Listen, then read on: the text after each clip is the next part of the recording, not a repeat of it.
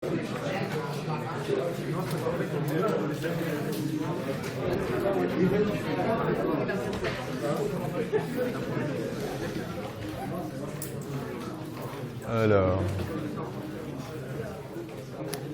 voilà, bonjour tout le monde. Donc j'essaie juste de me reprendre là où on en était. Et je pense que nous avions, enfin je suis même assez sûr.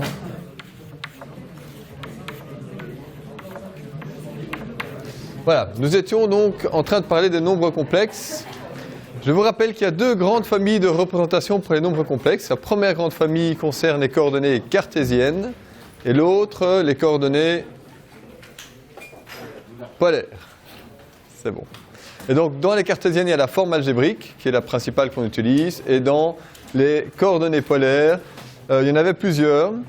La forme trigonométrique avec le fameux CIS qu'on utilise, la forme d'Euler qu'on va introduire ici, celle aussi qui est utilisée plutôt par les électriciens avec le module suivi du symbole d'angle suivi de l'argument. Donc on va revenir aussi sur ces notations-là. Mais ici on est dans une partie qui parle du module et de l'argument. Il y avait trois propriétés, dont une qui avait été prouvée.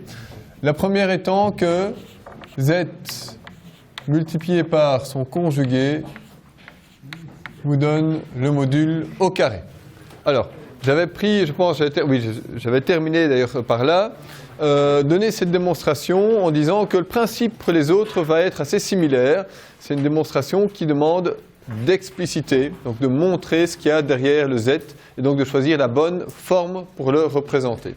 On va faire donc ce travail maintenant pour le 2 et le 3. Je vais juste te rappeler rapidement. Le module du produit, c'est le produit des modules. Ça, on a déjà noté. Le quotient, le module du quotient, c'est le quotient des modules. Ça, j'avais déjà noté, hein, je le remets pour vous. L'argument du produit, c'est la somme des arguments. Et l'argument du quotient,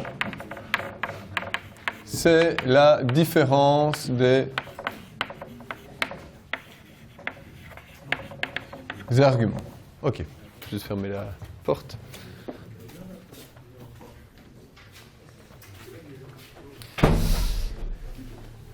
Voilà, ceci avait déjà été noté et je vais juste ici me concentrer maintenant sur les points 2 et 3. J'avais donné un exemple au dernier cours en vous disant il y a deux techniques lorsque on vous demande pour une expression assez importante d'un nombre complexe de calculer son module.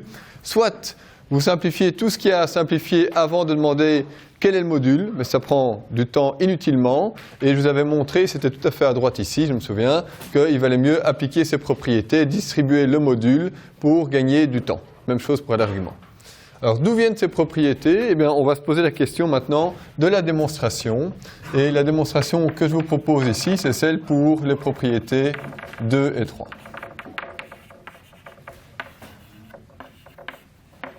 De 2 et 3. Et donc pour ces deux propriétés-là, vous verrez que pour démontrer le 2' et le 3', c'est assez similaire. D'ailleurs, je ne vous demande pas de savoir le faire. Donc, d'après vous, il faut expliciter maintenant Z1 et Z2 pour démontrer ces propriétés. Qu'est-ce que je vais choisir? La forme algébrique ou une forme trigonométrique? Alors, quand on parle de modules et d'arguments, je pense que certains l'ont déjà d'ailleurs proposé, c'est effectivement la forme trigonométrique qui va mieux fonctionner. Donc, on va ici partir de Z1 qui est noté ρ1, CIS, θ1. Et pour Z2, même chose, on va juste indicer à chaque fois pour distinguer le module de Z1 de celui de Z2, l'argument de Z1 de celui de Z2. Donc on commence par expliciter, donc ça c'est assez commun dans les preuves qu'on va utiliser ici. Et puis maintenant on va devoir s'intéresser, donc c'est à la fois la démonstration de 2 et de 3, donc aux propriétés de 2 et de 3. Qu'est-ce qu'on a? On a que le produit maintenant Z1 fois Z2, assez naturellement. On peut utiliser les deux formes trigonométriques qui sont ici, pour dire qu'on va avoir ensemble ρ1 et ρ2 qu'on va multiplier, suivi de 6 θ1 et de 6 θ2.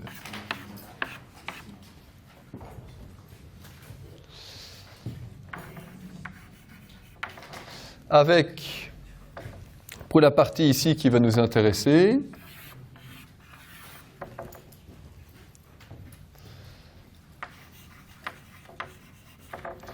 pour cette partie ici,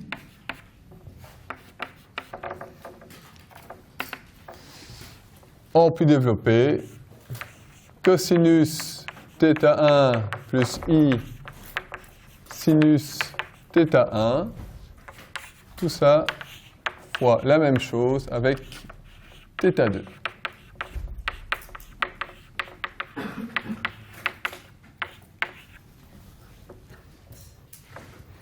Donc, je m'intéresse un peu plus à ce 6 θ1 fois 6 θ2, je développe. CIS, pour rappel, c'est cosinus de l'angle plus i fois sinus. Et je vais maintenant distribuer les deux. En distribuant les deux, eh bien, on va avoir une expression qui sera un peu longue, mais qui va pouvoir être simplifiée. Alors, on a le produit de deux nombres complexes ici. La partie réelle va concerner, je vais un peu abréger les cosinus et les sinus en mettant simplement C et S comme j'ai déjà fait. Cos θ1, cos θ2, plus i élevé au carré sin θ1, sin θ2. Tout ça va concerner la partie réelle. Concernant la partie maintenant imaginaire, on va avoir les produits croisés. Cos θ1 sin θ2 plus sin θ1 cos θ2 et tout ça fois i. Donc dans le produit, je me suis intéressé à la partie réelle du premier fois la partie réelle du deuxième, ce qui a donné ceci, cos fois cos. Je me suis également intéressé à la partie imaginaire fois la partie imaginaire, ce qui a donné i carré sin fois sin. Donc, juste pour visualiser bien les produits que j'ai faits, voilà. Ce qu'on pourrait appeler comme produit double, donc 2 fois la partie réelle, 2 fois la partie imaginaire. Le reste, ce sont des produits croisés, donc croisés dans le sens où j'ai pris la partie réelle ici avec la partie imaginaire et la partie imaginaire de celui-ci avec la partie réelle. Donc ces deux-là m'ont donné les deux produits croisés avec à chaque fois le i que j'ai mis ici en évidence. Alors, une fois qu'on est là, on voit tout de même qu'il y a des formules trigonométriques qu'on peut appliquer. Peut-être pour bien visualiser le fait qu'on a des formules trigonométriques, le i au carré ici, on se rappelle qu'il s'agit de moins 1. Ceci est égal à moins 1. Donc on a cos cos moins sin sin. Cos cos moins sin sin, c'est le cosinus de la somme des deux angles concernés. On a cos sin plus sin cos. Il s'agit là du sinus de la somme des angles concernés. Donc, pour la ligne suivante, on se rappellera d'une part que cos de A plus B et sin de A plus B valent cos A cos B moins sin A sin B. Et pour l'autre, cos A sin B plus sin A cos B. Un petit rappel. Dans les formules trigonométriques, ça fait partie de celles qui sont incontournables à retrouver très rapidement, à connaître par cœur, je dirais. Donc si vous utilisez ces deux formules-là, vous tombez sur ce que j'avais souligné en bleu et en rouge qui donne simplement cos θ1 plus θ2 plus i fois sinus θ1 plus θ2. Donc, on a multiplié ρ1 6 θ1, ρ2 6 θ2, on a tout développé, on a rassemblé, on a ensuite utilisé les formes trigonométriques pour parvenir finalement à la conclusion que Z1 fois Z2, ce n'est rien d'autre que le produit des modules fois 6 Et ici, vous avez la somme des arguments. Donc, on retrouve bien, d'une part, le produit des modules. Donc, le nouveau module. Et ici, vous avez l'argument qui correspond à la somme des arguments. Remarque pour 2' et 3', vous ne devez pas connaître, mais la preuve est similaire.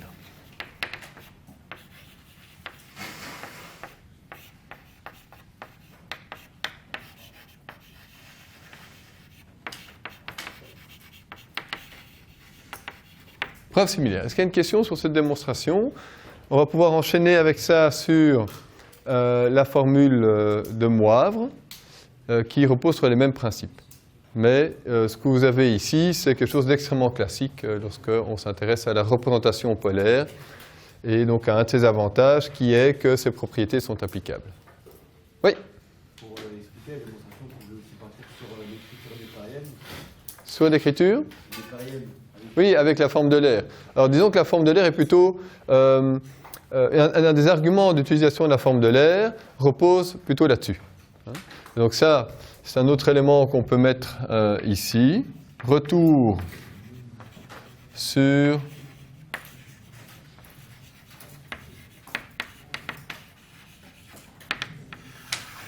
la forme de l'air. Puisqu'on en parle maintenant, je vais en parler maintenant. La forme de l'air, c'est dire finalement que Z1 peut s'écrire comme ρ1 exponentielle de I θ1. Et Z2 peut s'écrire comme ρ2 exponentielle de I θ2. C'est simplement une alternative dans la manière de représenter un complexe avec ces deux valeurs module argument, ρ1 θ1 puis ρ2 θ2.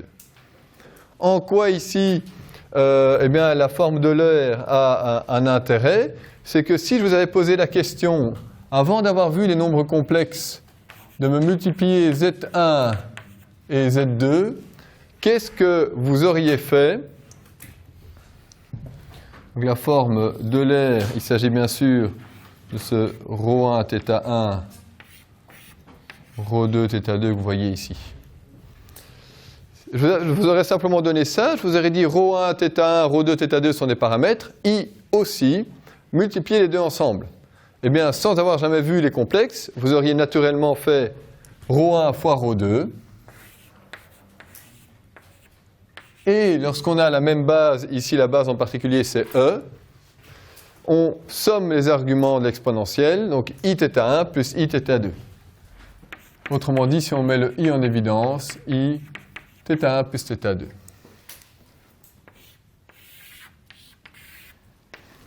Ce qui montre que la forme de l'air est assez naturelle dans la mesure où elle étend l'algèbre des réels également pour les nombres complexes. Okay, donc, cette expression qui est la forme de l'air, cette forme-là permet finalement d'utiliser les mêmes règles que vous avez vues pour les réels et sans faire d'effort particulier pour retenir une nouvelle règle, ça permet de voir qu'on a effectivement la somme ici dans la puissance qui correspond à la somme des arguments et au produit des modules. Okay. Petite remarque que vous avez peut-être faite en séance. Remarque de calcul. C'est que pour tout ce qui est addition et soustraction, vous avez intérêt à travailler plutôt avec une forme algébrique. Donc pour tout ce qui est plus, tout ce qui est moins, vous avez intérêt à utiliser une forme algébrique, c'est-à-dire les coordonnées cartésiennes du nombre complexe. Et pour tout ce qui est fois et divisé, vous avez intérêt à utiliser une forme trigonométrique ou de manière plus générale les coordonnées polaires pour pouvoir le calculer. Alors en particulier, Retour également sur une question qu'on avait laissée en suspens, c'est retour sur l'interprétation géométrique dans le plan complexe.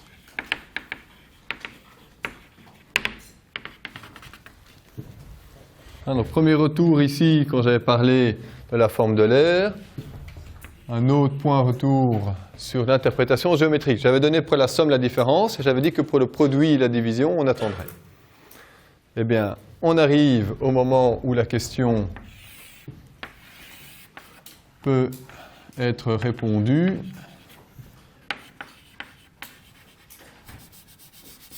Voilà. N'oubliez jamais de bien nommer les axes et de mettre le 0.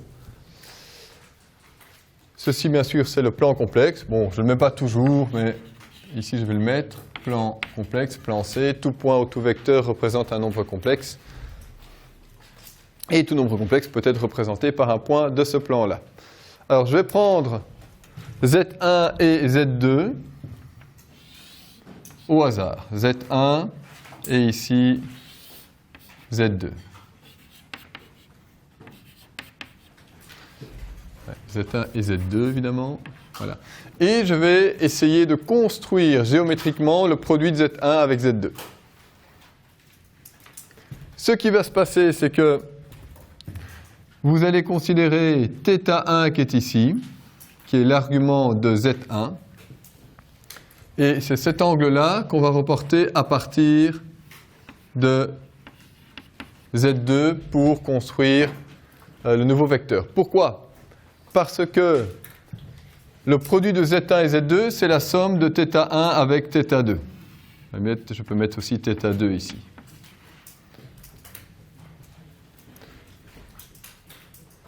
Donc, si je pars de θ2 et que je rajoute θ1, j'ai bien ici le vecteur résultant.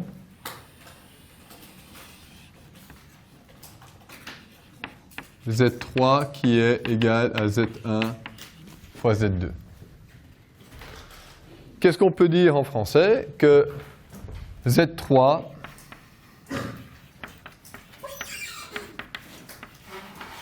est obtenu par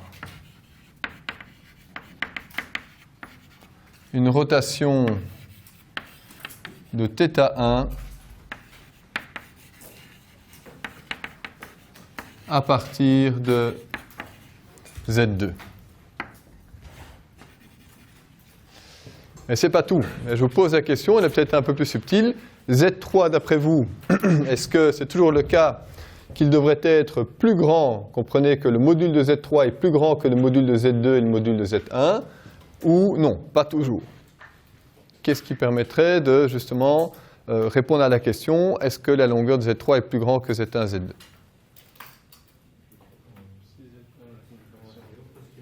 Alors, je ne vais pas lever la main, comme ça je vous donne la parole. Trop fatigué, on ne lève pas la main. Bon, vas-y, oui. Non, toi, c'était toi que je regardais. Ah, voilà. Pardon? Si Z1 est le module de Z1. Alors, on parle du module de Z1 et le module de Z2 va aussi intervenir.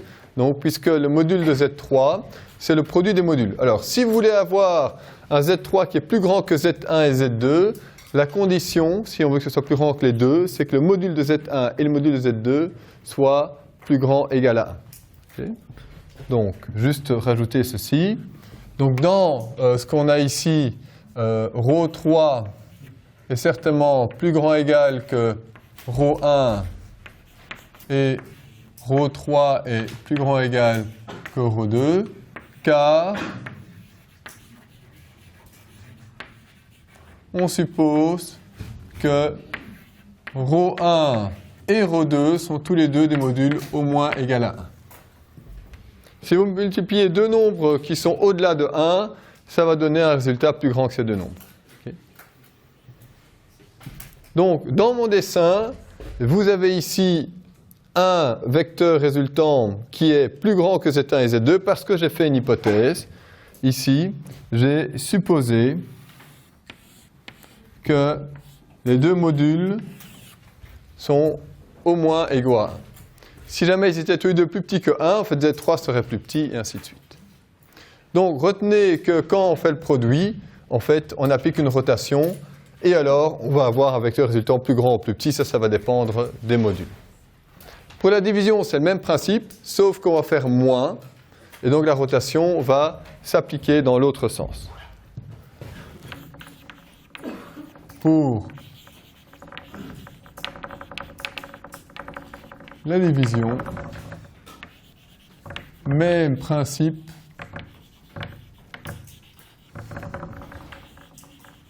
avec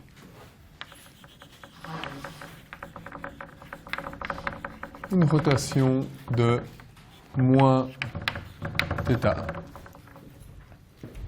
Donc si on veut visualiser, si on veut construire, il y a encore moyen de le faire.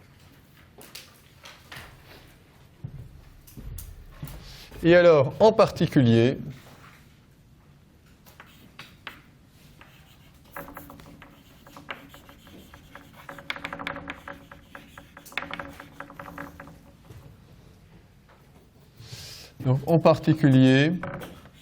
z fois exponentielle de iθ, donc là je prends le cas particulier que vous voyez ici, z fois iθ, correspond à une rotation du vecteur z. Donc quand j'ai le vecteur z, c'est le nombre complexe qui est comme un vecteur dans le plan complexe, de l'angle θ. Si vous préférez, ça revient exactement à la même chose, z fois CIS θ. C'est deux manières d'écrire EIθ. CIS θ, c'est la même chose. Donc, qu'est-ce qui se passe? On multiplie z par EIθ ou 6θ, correspond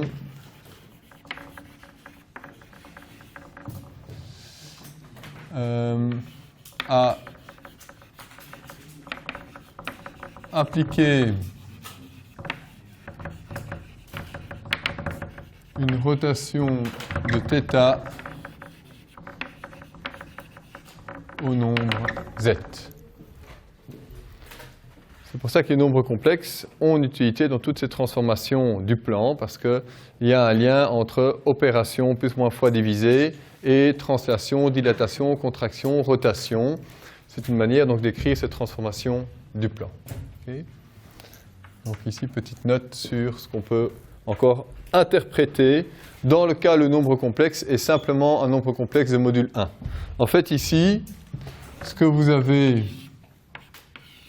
c'est un module unitaire. Module égal à 1. Donc quand vous multipliez par un module, un nombre complexe qui a un module égal à 1, vous ne changez pas le module. Z, son module, va rester inchangé, puisque ça va être son module fois 1.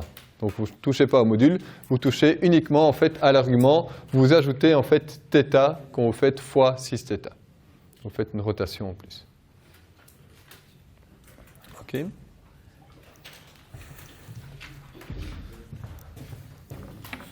Bien, alors on va aller vers la formule de Moivre.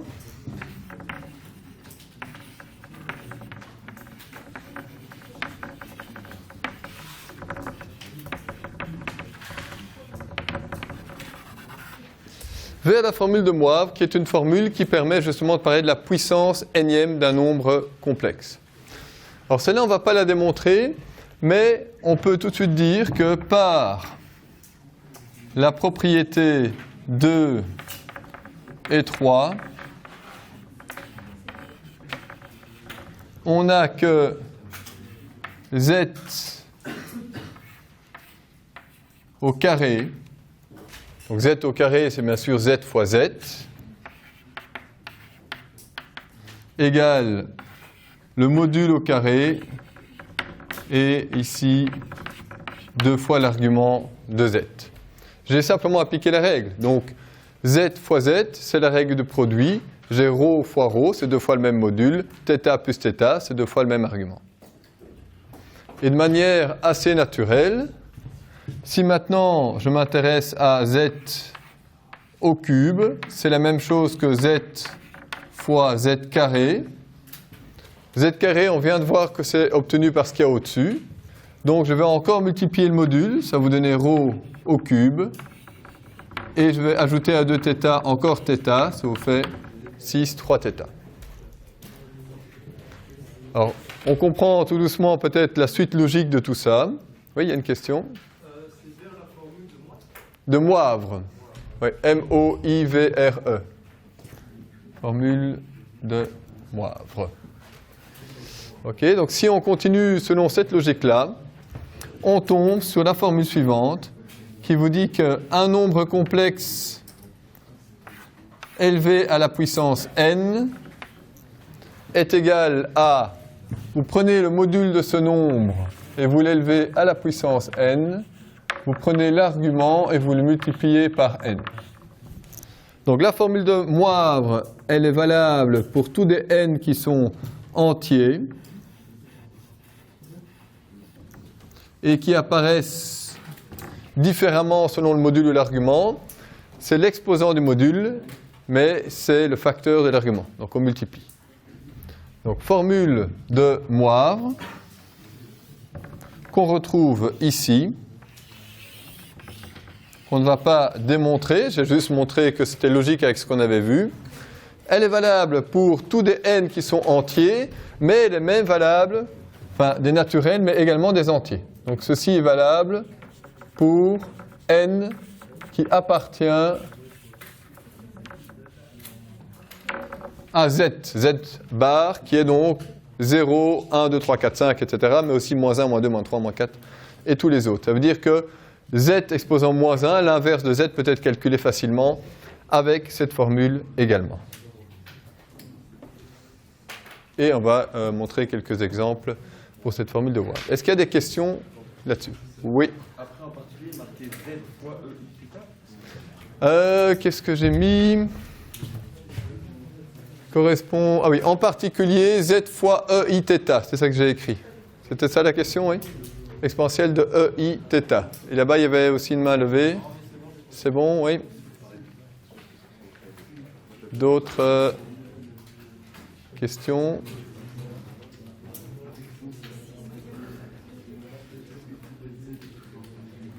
Ça va? Avant que je continue, je vois que j'attends encore une minute pour être sûr.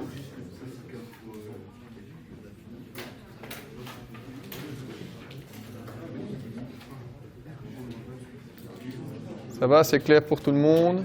Je suppose que c'est du rappel pour ceux qui ont vu les nombres complexes. On est toujours dans la matière voilà, fondamentale, mais... Ok. Alors.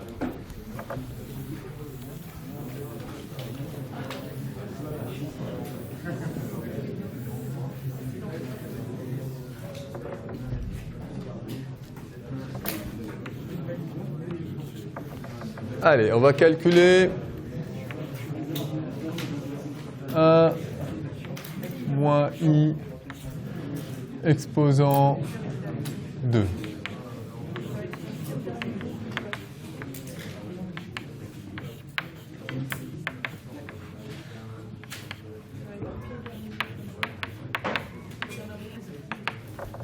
Voilà, 4 questions auxquelles on va pouvoir répondre rapidement maintenant qu'on a la formule.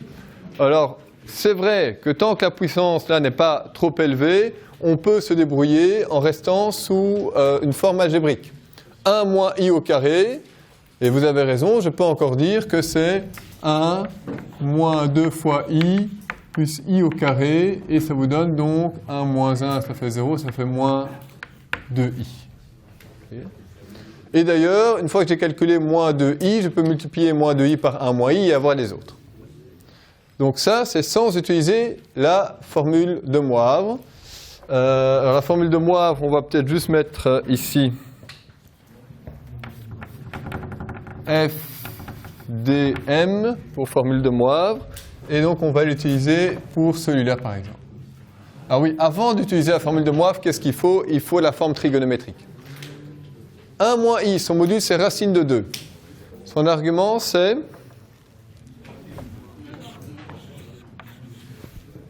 Oui, allez-y.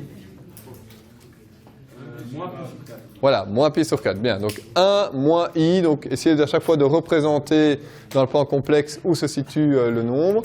C'est racine de 2. Et ici, vous allez avoir 6 moins pi sur 4. Le tout au cube.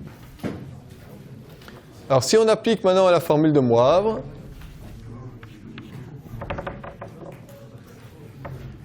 je mets ici en dessous, f de m pour formule de Moivre, on applique la racine de 2 au cube, ça fait 2 fois racine de 2.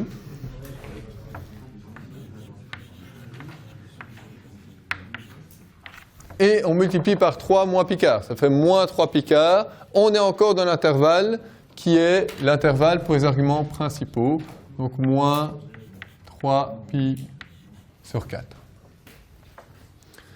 Alors si on a compris le principe, ça va être la même chose pour exposant 4. Racine de 2 exposant 4, ça fait racine de 2 fois racine de 2 fois racine de 2 fois racine de 2, donc 2 fois 2, donc 4.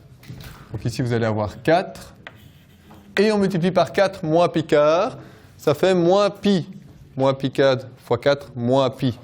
Entre moins pi et pi, qui sont deux arguments équivalents, je vais prendre le pi, puisque c'est celui-là qui est dans l'intervalle moins pi exclu jusqu'à pi inclus.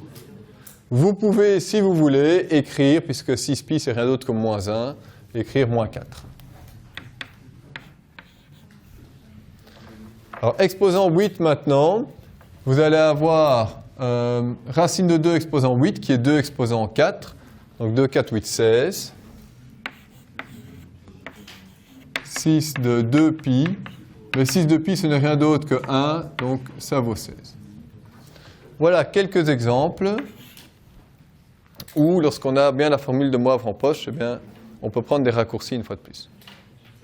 OK ? Ça va ceci? Alors là, le point suivant, dites-moi, parce que je n'ai pas le syllabus avec moi, mais je pense que c'est le point 5. Et on va parler de racine énième.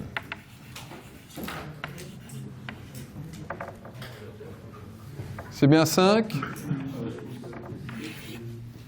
OK. Alors naturellement, on vient de parler de la puissance énième. Et donc, on va maintenant aller dans l'autre sens. Racine énième, donc qu'est-ce que c'est? Définition.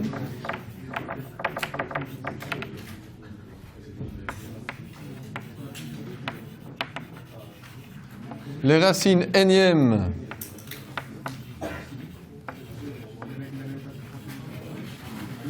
d'un complexe Z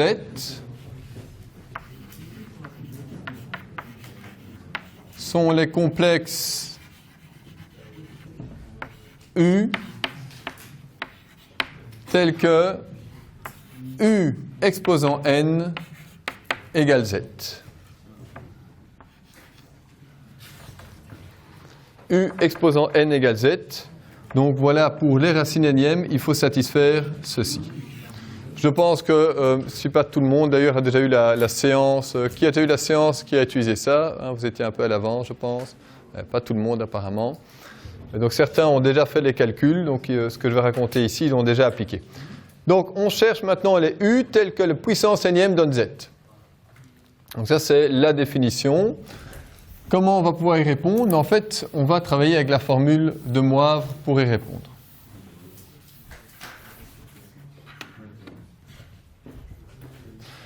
Pour y répondre, donc, on va de nouveau expliciter ce qu'on a. Donc, soit U qui est égal à un module que je ne connais pas et un argument que je ne connais pas.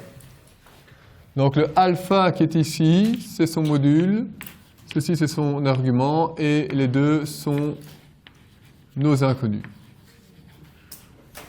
Je ne connais ni le module ni l'argument de U, qui doit satisfaire U exposant N égale Z. Pour Z, on va rester sur ce qu'on a déjà utilisé, ρ 6 θ. Donc là, en revanche, ρ et θ sont donnés.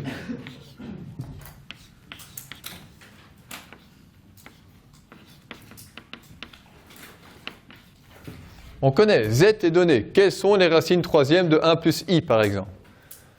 quelles sont les racines troisièmes de 1 plus i? Ben, ρ égale 1, θ égale 45 degrés. Donc on donne ρ et θ et on se demande mais que doit valoir alpha et que doit valoir phi pour que ça fonctionne. Donc la condition ici, qui est celle-ci, donc là on va mettre un petit astérix. Donc le petit astérix qui est ici est équivalent à écrire maintenant que alpha 6 phi égale ρ 6 θ lorsque alpha 6 phi est mis à la puissance énième.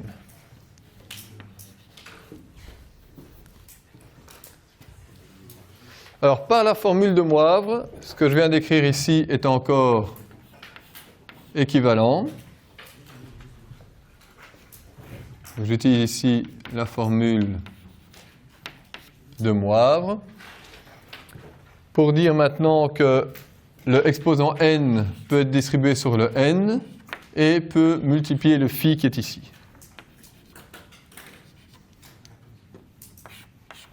Et ceci doit être égal à ρ 6 θ. Ce que je dois avoir, c'est absolument d'avoir l'égalité entre le module qui est ici et le module qui est à droite. On a égalité entre les deux nombres. Si et seulement si, on a égalité des modules et on a égalité des arguments. Donc, la condition qui est ici est double. Vous avez une condition sur les modules, égalité des modules, et égalité des arguments. Égalité des modules, égalité des arguments. Pour les modules, vous devez avoir que alpha puissance n égale ρ.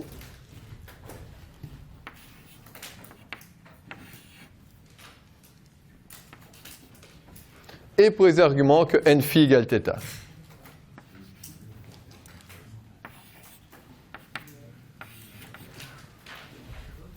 Je vous rappelle que les inconnus sont alpha et phi, module et argument de la racine énième. Et là, je vais devoir rajouter un petit élément pour avoir toutes les réponses qu'on va discuter juste après.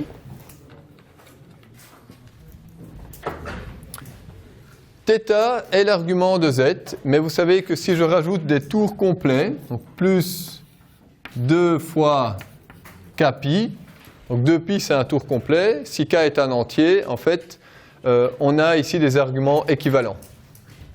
Donc, l'idée de rajouter plus de kpi, c'est d'avoir des arguments équivalents. Je sors de l'argument principal,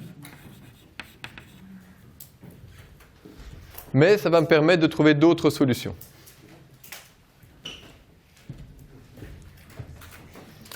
Avec ça, on peut conclure que finalement,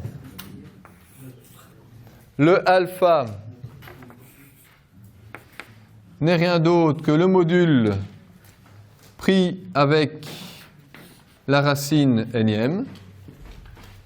Pour isoler le alpha, vous prenez la racine énième du module. Et le phi, donc l'argument, va correspondre à prendre θ, donc l'argument de départ, divisé par n, auquel vous allez rajouter 2k pi divisé également par n. Ce que vous avez ici correspond à considérer des énièmes de tours. 2pi divisé par n, ce sont des énièmes de tours. Si n vaut 2, c'est un demi-tour. Si n vaut 3, c'est un tiers de tour. Si n vaut 4, un quart de tour, et ainsi de suite.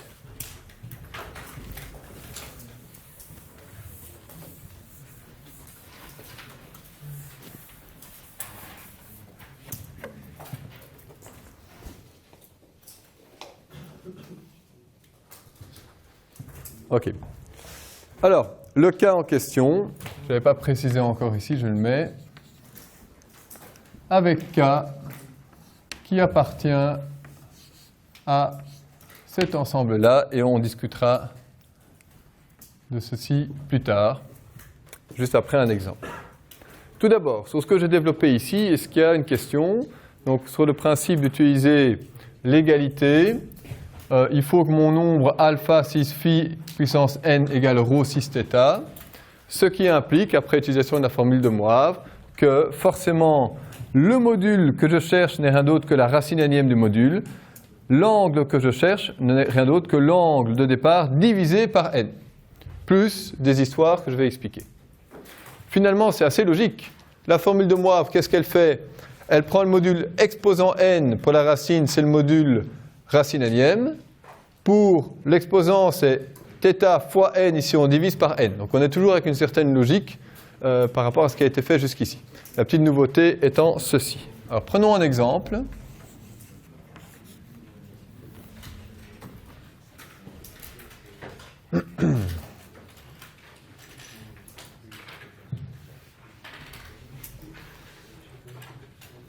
Alors, on va prendre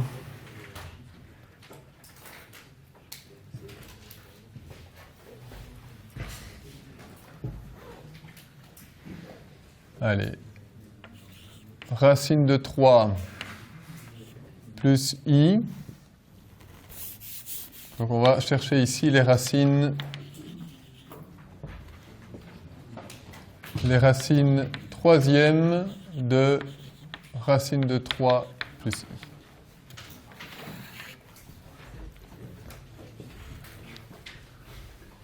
Donc si j'écris l'équation qu'il y a dans la définition, donc le petit astérix qui est là, on cherche en fait à connaître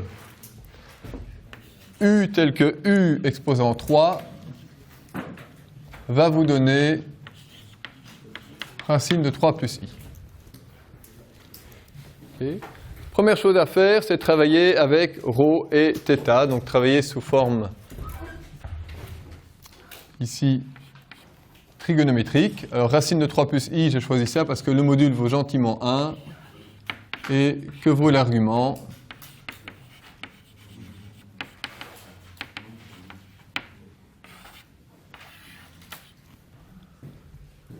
Pour racine de 3 plus. Alors, c'est pas vrai qu'il vaut 1.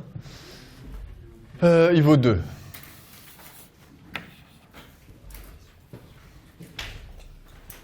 Que vaut l'argument? Pi sixième, correct. Pi sixième pour l'argument. Pourquoi vous devez travailler avec ça? Mais parce que les formules, ici, elles sont avec ρ et θ.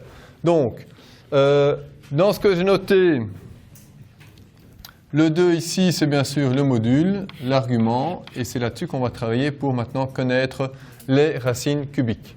Donc, d'après les formules pour la racine, alors on va également celles-là les référencer en écrivant ici f.r, formule pour les racines.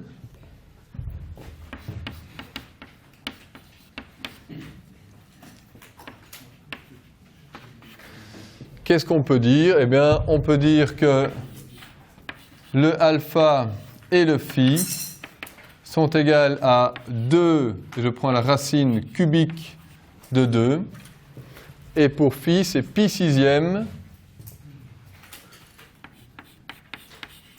divisé par 3, et on va avoir les tours, donc 2k pi divisé également par 3. Donc pi sixième divisé par 3, ça fait pi 18e. Et on va représenter ce qui se passe. Ça va nous permettre de comprendre qu'il faut limiter les cas qui sont possibles. Ici. Qu'est-ce qu'on remarque en fait dans un premier temps? C'est que toutes ces racines ont le même module qui est racine cubique de 2. Donc vous pouvez écrire ça. L'autre écriture, c'est bien sûr 2 exposant 1 tiers, c'est la même chose. Donc 2 exposant 1 tiers, c'est le module.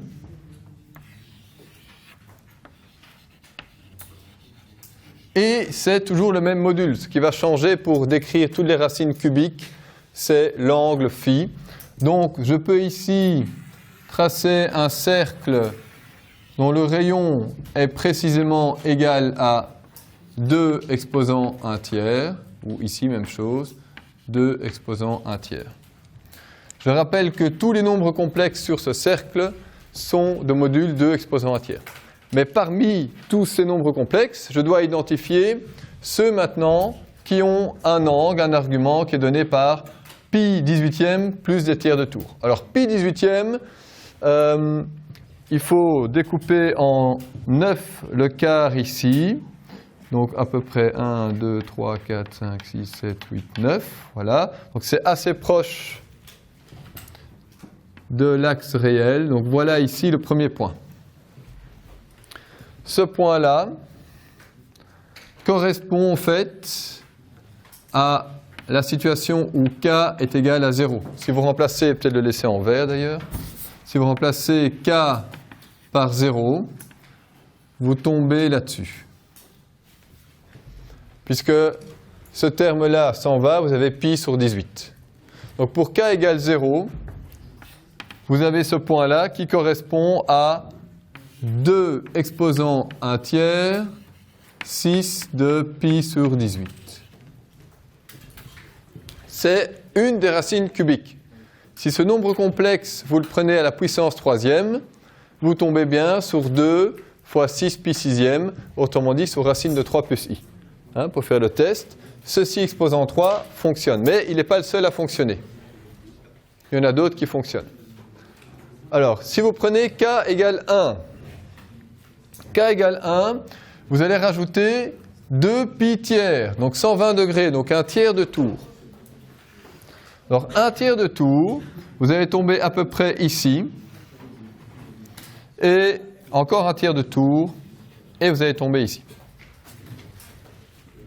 Okay. Donc j'ai fait une esquisse, c'est approximatif, mais je peux donner la valeur exacte. Ici, c'est pour k égale 1. Celui-là, c'est pour k égale 2. Donc le k prend des valeurs entières, k vaut 0, 1, 2, et peut encore prendre d'autres valeurs. Mais on ne va pas les considérer, et je vais dire pourquoi dans un instant. Alors ici, quelle est l'expression exacte? Eh bien, vous allez avoir 2 exposant 1 tiers fois 6 de combien? Pi 18e plus 2 pi tiers. Alors 2 pi tiers, si je fais fois 6, ça fait 12 pi tiers, et donc 13 18e. C'est ça qu'on m'avait dit, c'est correct. 13 pi sur 18. Ok. Alors, on peut évidemment encore rajouter, mais alors on sort de l'intervalle que j'ai imposé. Alors, pour celui-là, vous allez avoir toujours 2 exposant 1 tiers, 6. Alors, il vaut mieux faire moins, et donc vous allez avoir moins 11 pi 18e. Moins 11 pi 18e là-bas. Bon, ça va? Ok, donc ces nombres complexes-là, il y en a 3. Si on continue à avancer, donc k égale 0, 1, 2, qu'est-ce qui se passe pour k égale 3? On retombe. Voilà, vous avez tout compris, d'autant plus sans doute ceux qui ont déjà fait la séance. Pour k égale 3, on retombe sur le même nombre. Pour k égale 4 aussi. Donc ici, c'est également la même chose pour k égale 3. Ici, ça va être la même chose pour k égale 4. Ou alors, ceci, c'est la même chose pour k égale 5. Ou bien même k égale moins 1, etc. Allez, s'il vous plaît, on va bientôt faire une pause, mais j'aimerais bien avoir encore un peu d'attention. Surtout pour les autres. Alors, ici, très important, il faut donc restreindre ce qu'il y a ici. Donc, je reviens ici. En fait, le k, pas besoin de dire qu'il prend toutes les valeurs entières possibles. C'est suffisant de considérer qu'en k vaut 0, 1, 2, et on s'arrête avant 3. 3 qui correspond à, justement, le n, la racine. Donc, en réalité, ici, vous pouvez simplement écrire que k appartient à 0, 1, 2, 3 petits points jusqu'à n moins 1. Ça ne sert à rien d'aller voir plus loin puisqu'on est en train de retomber sur les nombres complexes qui ont déjà été rencontrés. Donc 3 nombres complexes, 3 racines cubiques. Et contrairement au réel, qui contenait qu'une réponse, qu'on demandait la racine énième d'un nombre réel, c'était un réel, ce n'est plus vrai pour les complexes. Les racines énièmes d'un nombre complexe sont n valeurs distinctes. Et en particulier, si maintenant je relie ici les 3 valeurs que j'ai trouvées, vous allez dessiner un triangle équilatéral. Alors ce n'est pas par hasard, c'est une propriété remarquable qui est vraie pour toutes les racines.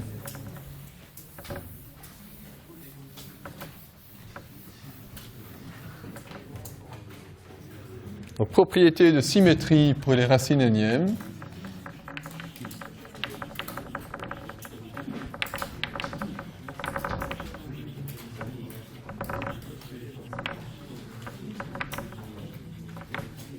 Pour les racines énièmes.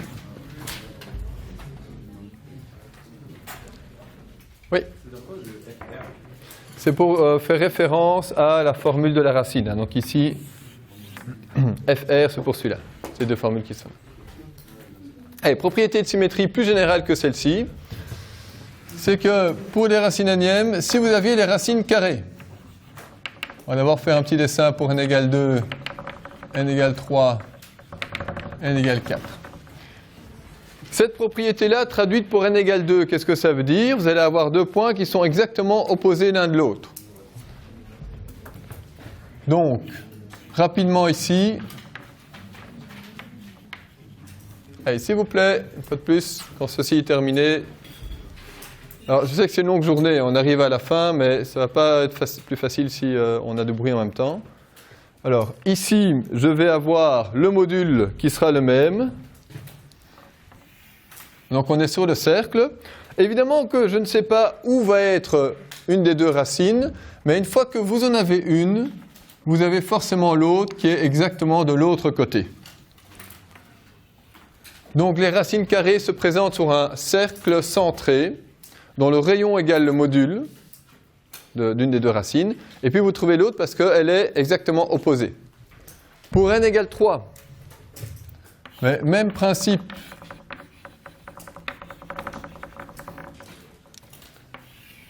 C'est ce qu'on a vu ici. Dès que vous en avez une, mettons que je la place ici, eh bien les 2 autres vont former un triangle équilatéral.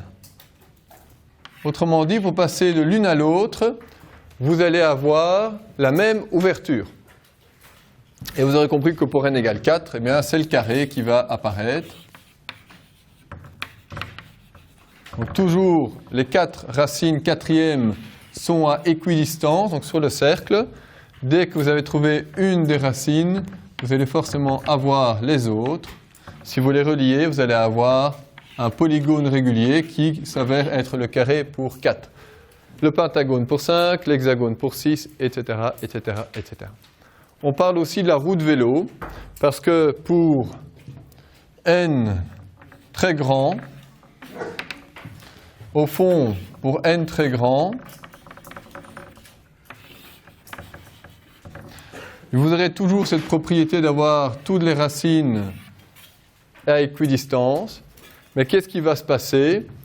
Vous allez avoir tous des points qui vont être situés avec la même ouverture.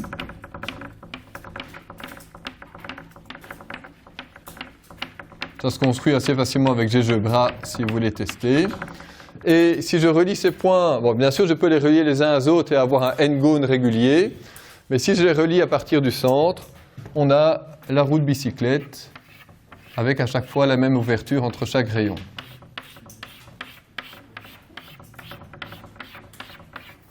Voilà. Comme ceci. Okay. Donc qu'est-ce qu'on remarque au final? C'est la propriété que je vais énoncer ici. C'est que les racines énièmes sont les sommets d'un n-gone régulier centré à l'origine.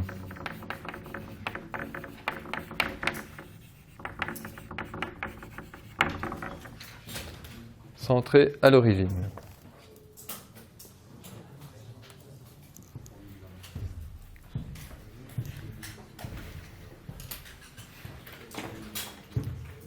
Voilà, on fait 10 minutes de pause ici à 17h05. Allez sauter dehors, défoulez-vous et on recommence. Voilà, 17h05 ici.